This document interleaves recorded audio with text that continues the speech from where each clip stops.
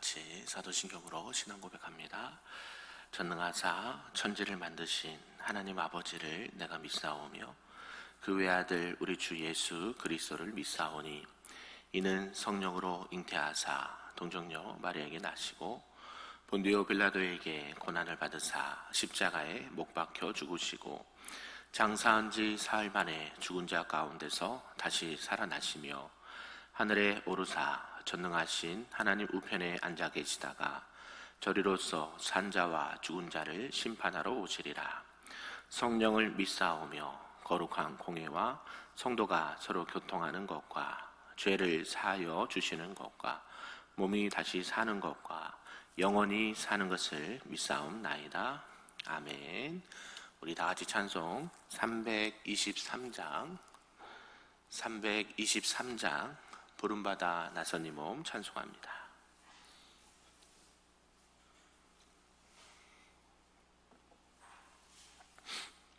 찬양합니다. 부름받아 나선 이 몸 어디든지 가오리다. 괴로우나 즐거우나 주만 따라가오리니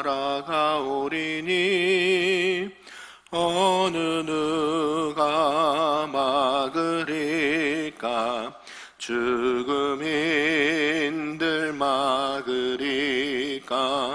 어느 누가 막으리까. 죽음인들 막으리까. 아골골짝 빈들에도 복음 들고 가오리다. 소돔 같은 거리에도 사랑 안고 찾아가서 종의 몸에 지닌 것도 아낌없이 드리리다. 종의 몸에 지닌 것도 아낌없이 드리리다. 존귀 영광 모든 권세 주님 홀로 받으소서. 멸시천대 십자가는 제가 지고 가오리다. 이름 없이 빛도 없이 감사하며 섬기리다. 이름 없이 빛도 없이 감사하며 섬기리다. 아멘. 오늘 하나님 말씀은 구약 이사야 6장 말씀입니다. 구약 974쪽에 있습니다. 이사야 6장 말씀입니다.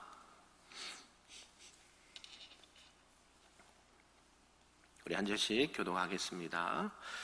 우시야 왕이 죽던 해에 내가 본즉 주께서 높이 들린 보좌에 앉으셨는데 그의 옷자락은 성전에 가득하였고 스랍들이 모시고 섰는데 각기 6 날개가 있어 그 둘로는 자기의 얼굴을 가리었고 그 둘로는 자기의 발을 가리었고 그 둘로는 날며 서로 불러 이르되 거룩하다 거룩하다 거룩하다 만군의 여호와여 그의 영광이 온 땅에 충만하도다 하더라. 이와 같이 하답하는 자의 소리로 말미암아 문지방의 터가 요동하며 성전의 연기가 충만한지라. 그때에 내가 말하되 화로다 나여 망하게 되었도다. 나는 입술이 부정한 사람이요 나는 입술이 부정한 백성 중에 거주하면서 만군의 여호와이신 왕을 배웠음이로다 하였더라. 그때에 그 스랍 중에 하나가 부젓가락으로 제단에서 집은 바 핀 숯을 손에 가지고 내게로 날아와서 그것을 내 입술에 대며 이르되 보라 이것이 내 입에 닿았으니 내 악이 제하여졌고 내 죄가 사하여졌느니라 하더라.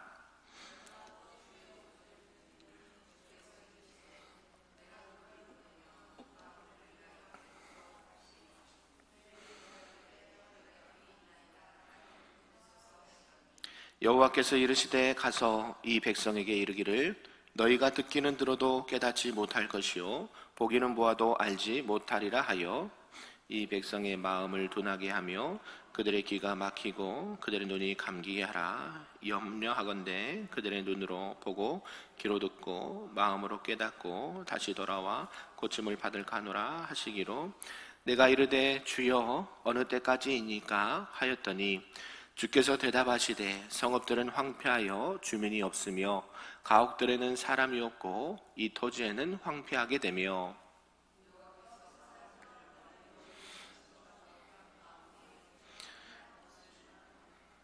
같이 있습니다. 그 중에 10분의 1이 아직 남아 있을지라도 이것도 황폐하게 될 것이나 밤나무와 상수리 나무가 배임을 당하여도 그 그루터기는 남아 있는 것 같이 거룩한 씨가 이 땅에 그루터기니라 하시더라. 아멘.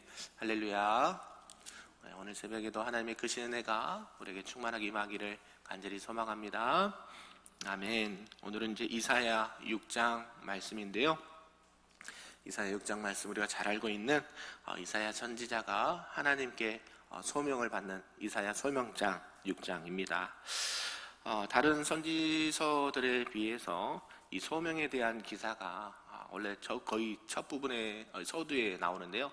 이사야는 특이하게 6장에 나오는 게 좀 이렇게 특징을 가지고 있습니다.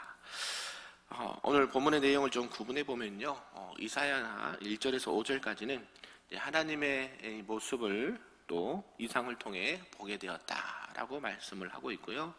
또 6절에서 13절까지는 이제 그 이사야 자신이 하나님의 부르심을 받아 선지자가 되었다라고 말씀을 하고 있고, 또 마지막 부분을 보면 13절까지 그 내용이 보면 그는 이제 하나님의 이제 명령을 따라서 유다의 심판을 선포하는 선지자로 이렇게 사명을 감당하며 살게 됩니다.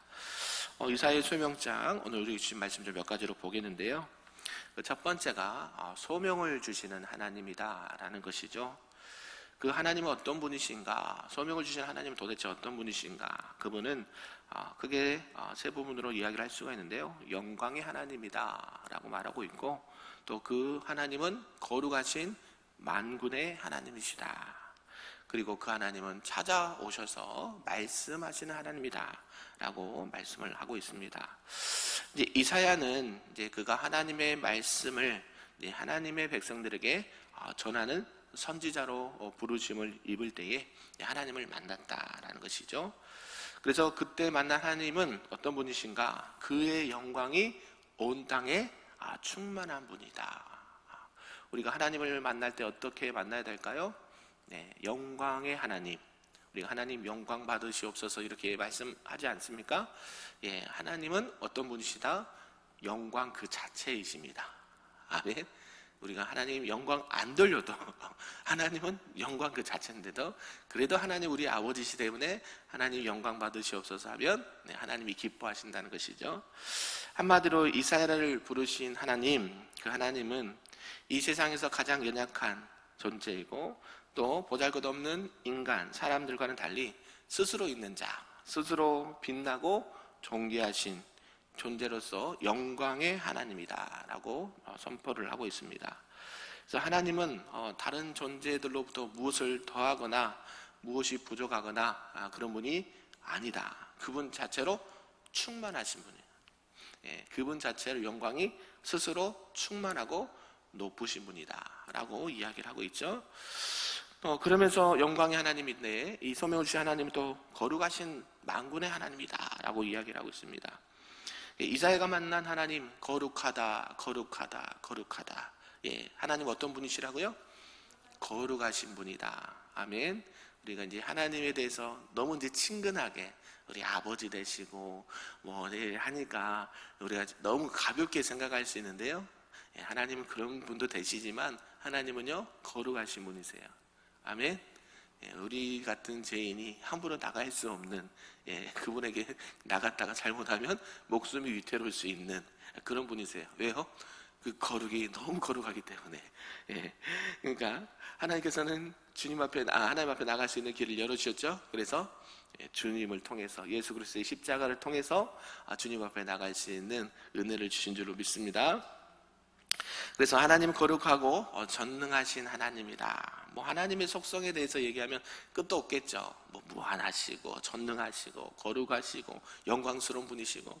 네, 그래서 이 하나님께서는 거룩하신 분이신데 그분이 온 세계 열방을 다스리시는 하나님이다 라는 것을 의미하고 있죠. 이제 이사야 선지자는 이제 하나님으로부터 이렇게 부르심을 받았다라는 것이죠. 그리고 그가 하나님으로부터 이 받은 말씀, 그 말씀 자체도 거룩하신 말씀이다. 그래서 세계 모든 열방에서 영향을 미칠 수 있는 능력의 말씀이라 볼 수 있습니다. 결론적으로 이사야가 선포하는 모든 말씀은 누구의 말씀입니까? 하나님의 말씀이고, 하나님의 말씀은 어떤 분이세요? 네, 거룩한 분이다. 아멘. 네, 우리가 하나님의 말씀을 늘 가까이 하시기를 바랍니다. 하나님의 말씀을 읽으시고 들으시고 암송하시고 선포하실 때에 뭐가 나타날까요? 하나님의 영광이 나타나고 하나님의 거룩함이 나타나요. 아멘. 그래서 여러분, 더 신앙생활에 많이 중요한 게 있지만 뭐 예배도 중요하고 기도도 중요하고 다 중요한데 말씀이 중요합니다. 아멘. 말씀 자체에 힘이 있어요. 그래서 우리가 새벽에 본문이 때로는 길기도 해서 이거 너무 길다 하는 게 있잖아요. 그럼에도 불구하고 읽는 이유가 하나님 말씀 자체에 능력이 있기 때문에 그래요. 아멘. 피곤하고 새벽에 일어나기도 힘든데 말씀을 읽다가 보면 그때는 기억이 잘 안 나요. 여러분이 이제 집에 귀가하시고 또 일상을 생활하면서 하루를 살아갈 때 그 말씀이 문득문득 생각나세요. 뭐 그때뿐만 아니라 시간이 지나도 뭐가 기억이 나요? 목회자가 뭐 이랬다 저랬다 그게 기억 안 나셔도 돼요. 뭐만 기억하시면 돼요? 말씀만 기억하시면 돼요. 목사님 옷을 왜 이렇게 입었대, 헤어스타일은 왜 저런데, 그거 기억 안 하셔도 돼요. 뭐가 기억하셔야 돼요? 말씀을 기억하셔요. 하나님 어떤 분이다? 영광스러운 분이시고 거룩하신 분이다. 하나님의 말씀 자체에 능력이 있다. 그렇게 기억하시면 되겠습니다. 그래서 그 말씀은 힘이 있다라는 것이 힘이. 그리고 또 하나님은 소명을 주시는 하나님은 어떤 분이신가? 직접 찾아오시는, 말씀하시는 하나님이다. 하나님이죠. 우리가 하나님께 나아간다라고 표현하죠. 어저께도 하나님 앞에, 예수님 앞에 나아갔다. 그죠? 주님을 바라봤다. 혈루증한 여인이 그 얘기했잖아요. 나아갔는데 누가 찾아오신 거예요? 우리의 입장에서는 우리가 나간 건데요. 주님의 입장에서는 주님이 찾아오신 거예요. 다음 주에 이제 야이로 딸 살리는 사건을 볼 텐데요. 주님이 야이로 딸 살려준다 하고 가는 길에 이 혈루증 여인을 만난 거거든요. 그러니까 주님이 일부러 이 혈루증 앓은 여인을 찾아오신 거예요. 아멘. 일부러 풍랑 가운데 제자들과 함께 있는 거예요. 무슨 말씀이냐? 이사야 자신도 하나님을 찾아간 것이 아니었다는 것이죠. 누가 찾아오신 거예요? 하나님께서 이사야에게 찾아오셔서 그에게 소명을 주시고 말씀을 주셨다라는 것이죠. 이사야는 이렇게 자기의 어떤 사회나 자기의 모습, 죄악을 보고요 한탄하고 있었습니다. 화로다. 이 문제를 해결하기 위해서 스스로 하나님 앞에 나갈 수가 없는 존재였죠. 오직 하나님께서 이사야에게 찾아오셨습니다. 그리고 이스라엘 백성이 살 수 있는 길을 알려주셨고요, 이사야가 해야 될 사명을 주셨습니다. 그러니까 이사야가 했던 말이 뭘까요? 뭘 선포했어요? 유다에게 심판을 선포하죠. 바벨론에 지금 어려움을 당하고 있고 결국에는 바벨론에 멸망을 당하게 되고 포로로 끌려가지만 계속 이사야 선지자는 봐라, 북이스라엘이 멸망당하지 않았느냐, 너희도 여호와께 돌아오지 않으면 뭘 받을 것이다? 심판을 받을 것이다. 그럼에도 불구하고 우리는 뭐가 있다? 소망이 있다. 무슨 소망? 우리에게 여호와 하나님의 구원의 소망이 있다. 그 예언된 소망이 누구예요? 신약에서 예수 그리스도죠. 그러니까 이사야가 선포했던 그 모든 말씀이 누구 말씀이에요? 하나님의 말씀이라는 거죠. 하나님. 이사야 말이 아니에요. 하나님께서 이사야 입을 들어서 선포하게 하시는 거예요. 그러니까 이사야에게 직접 찾아오셔서 이스라엘 백성들, 남유다 백성들에게 선포케 하셨다는 것이죠. 그래서 이스라엘 백성들에게 살 길을 제시해 줍니다. 그리고 이사야가 해야 될 사명을 주셨다. 그래서 하나님은 직접 찾아오신다. 그래서 우리는 바로 진리를, 그 생명의 말씀을 받을 수 있고 구원에 이를 수 있게 된다는 것이죠. 그렇다면 오늘은 어떨까요? 오늘날에 하나님은 여전히 나를 찾아오십니다. 아멘. 그때가 언제인지는 모릅니다. 말씀을 들을 때든지, 여러분이 조용히 기도할 때든지, 여러분이 일상을 살아가든지, 여러분이 사역을 감당하든지 하나님은 언제나 찾아오십니다. 여러분들이 골방에 앉아서 눈물로 기도할 때도 하나님은 찾아오십니다. 아멘. 부르짖으라 내가 내게 응답하겠고, 응답이 뭐예요? 찾아오시는 거잖아요. 여러분들에게 A라는 것을 기도할 때 A라는 것을 들어주시기도 하고 안 들으시기도 해요. 그러면 어떻게 해요? 응답으로 찾아오시기도 하고 무응답으로도 찾아오시기도 하고 반대로도 응답하시며 찾아오신다는 거예요. 아멘. 네, 하나님은 늘 찾아오십니다. 그 찾아오신 하나님을 만날 수 있기를 주님의 이름으로 축복합니다. 그러면서 두 번째는, 그렇다면 이제 소명자가 자기 준비가 필요하다라는 것이죠. 하나님께서 다 해주시는 게 아니라는 것이죠. 첫 번째 소명자는 무엇을 준비해야 되느냐? 자기 죄의 인식을 해야 된다. 죄 인식. 그리고 죄의 용서함을 받았다는 확신이 있어야 되고요. 또 하나님께서 보내시는 곳, 파송하는 것에 절대 순종하는 것이에요. 아무리 좋은 재료로 비싼 그릇을 만들었다고 해도요, 그 그릇이 더러우면 사용할 수 있을까요? 없을까요? 없죠. 그래서 깨끗한 그릇이 되라라고 성경은 말씀합니다. 금그릇도 있고 은그릇도 있고 나무 그릇도 있는데 하나님 어떤 그릇 쓰세요? 다 쓰시지만 깨끗한 그릇. 아멘. 아무리 금으로 옥으로 만들어도 화려해도 더러우면 쓸 수가 없습니다. 그래서 하나님도 마찬가지죠. 하나님께서 일을 맡기실 때에, 소명을 주실 때에 어떤 사람 써요? 자기 죄를 회개하는. 그러니까 자기가 죄인이라는 것을 깨닫는 게 우선이라는 것이죠. 우리가 신앙생활하면서 예수님을 인격적으로 만나면서 첫 번째 나타나는 현상이 뭐예요? 내가 누구란 걸 깨닫게 돼요? 죄인이란 걸 깨닫게 돼요. 죄인 중에 괴수라는 것을 알게 돼요. 그게 하나님의 은혜죠. 그래서 거룩하신 하나님의 일꾼으로 사용되는, 쓰임받는 사람이 정결하지 않으면 안 된다. 모든 사람은 아담으로 말미암아 다 죄 가운데 있는데요. 그래서 사람은, 또 하나님 앞에 소명받은 사람은 하나님의 일꾼으로 쓰임받기 위해서 자기 죄를 인식하고 그 죄를 하나님 앞에 들고 나와서 하나님, 주님, 나의 죄를 뭐해 주십시오? 용서하여 주옵소서. 나의 죄를 사하여 주옵소서. 아멘. 그렇게 자기의 죄에 대해서 인식을 해야 되고요. 두 번째는, 그렇게 인식을 했다고 하면 우리가 기도하지 않습니까? 기도하면 뭘 받아요?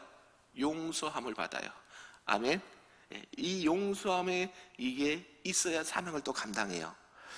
죄는 하나님께 들고 나간다고 해서 무조건 용서되는 게 아니라 하나님께서 용서의 은혜를 베풀어 주셔야 용서함을 받아요. 그러니까 하나님의 사명을 감당하는 사람이 나는 자꾸 죄인이라는 것을 인식하면 하나님의 일을 당당하게 할 수 있을까요? 없을까요? 없어요. 그럼 뭐라 그래? 세상 사람들이 너나 잘하세요 하면 뭐예요? 할 말이 없잖아요.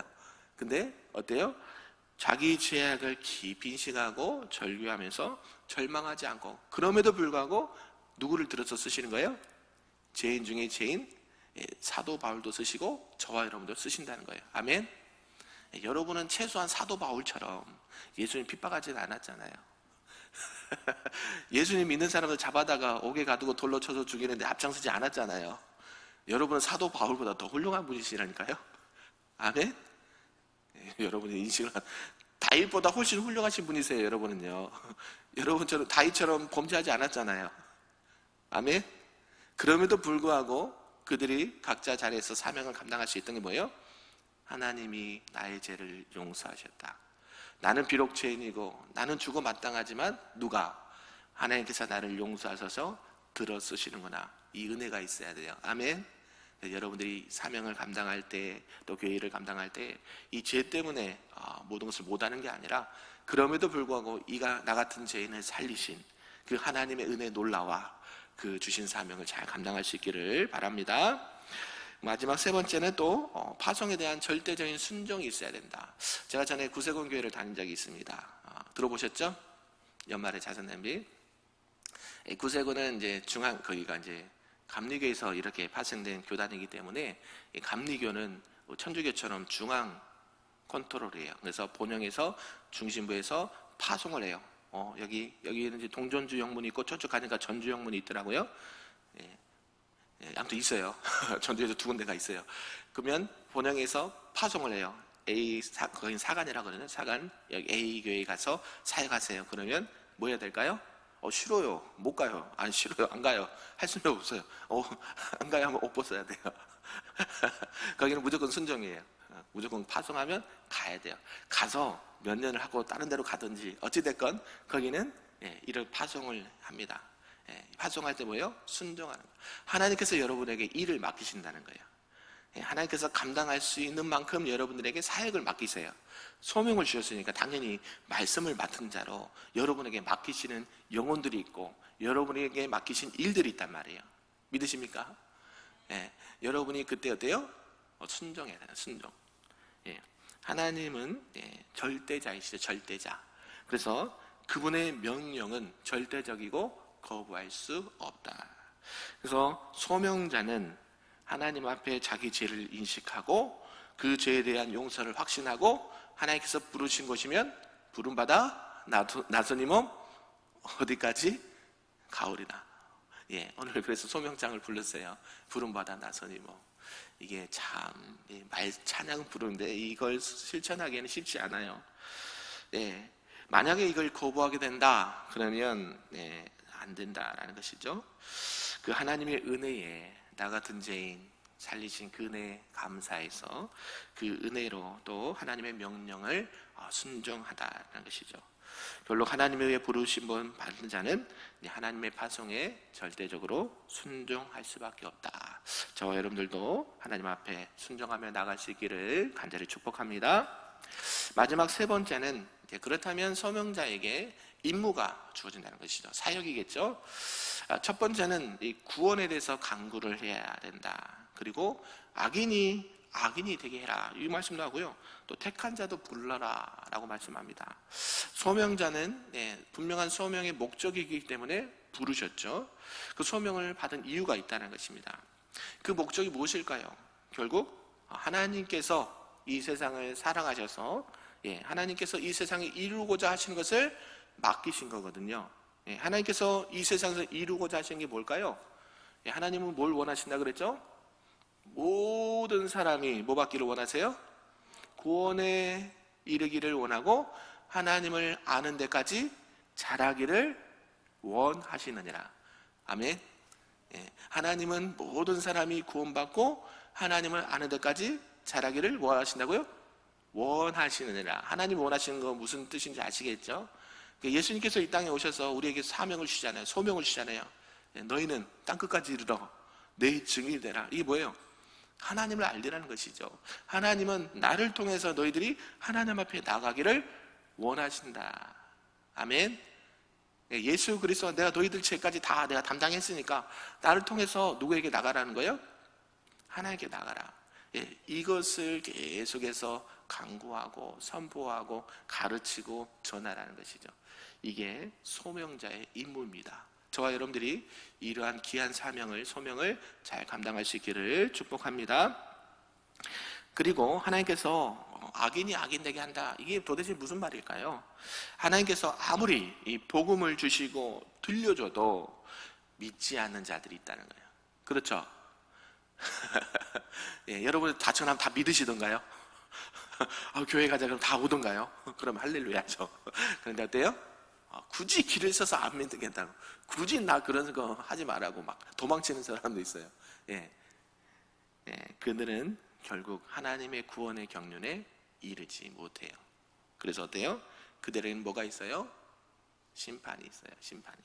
하나님께서는 마지막까지 그들에게 복음을 전하게 하고 듣게 하고 깨닫게 하지만 그럼에도 불구하고 돌아오지 못한 자들은 어떻게 돼요? 반드시 하나님의 심판이 있다. 그러니까 악인이 되게 한다. 그 뜻입니다. 그래서 여러분들이 악인들이 하나님을 떠난 자들이 마지막 때까지 변명하지 못하도록 하나님의 구원을 담대하게 선포할 수 있기를 바랍니다.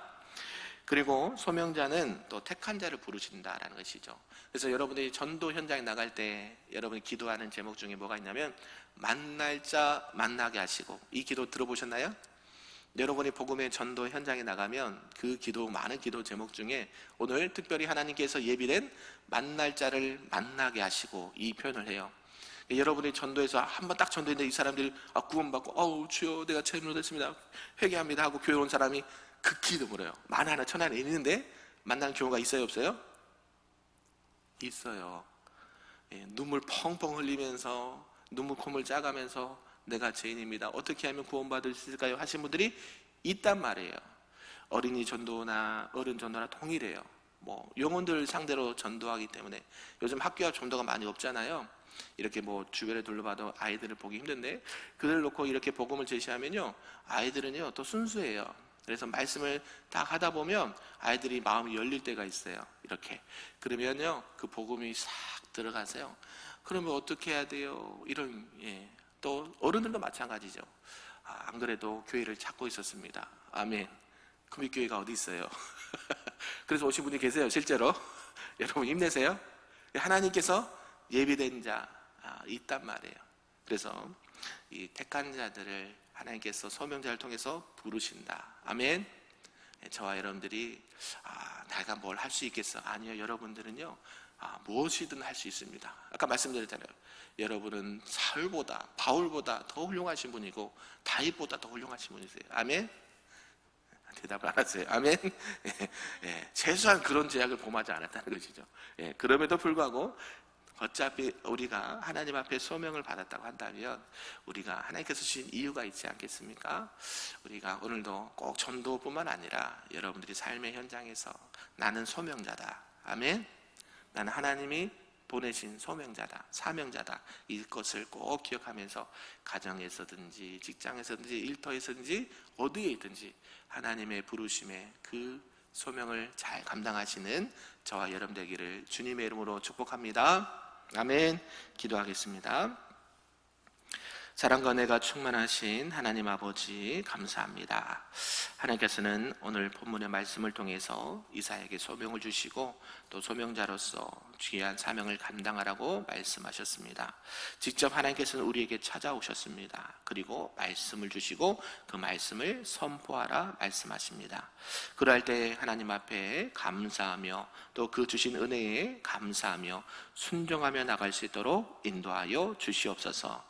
그리하여 하나님께서 우리를 부르신 목적에 따라 하나님의 영광을 드러내고 많은 영혼들을 주께로 인도하며 하나님의 뜻을 펼칠 수 있는 우리 큰빛교회와 우리 성도님들, 저들의 가정과 모든 삶과 또 사역이 될 수 있도록 축복하여 주시옵소서.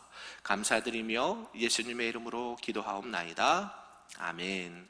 하늘에 계신 우리 아버지여, 이름이 거룩히 여김을 받으시오며 나라가 임하시오며 뜻이 하늘에서 이루어진 것 같이 땅에서도 이루어지리다.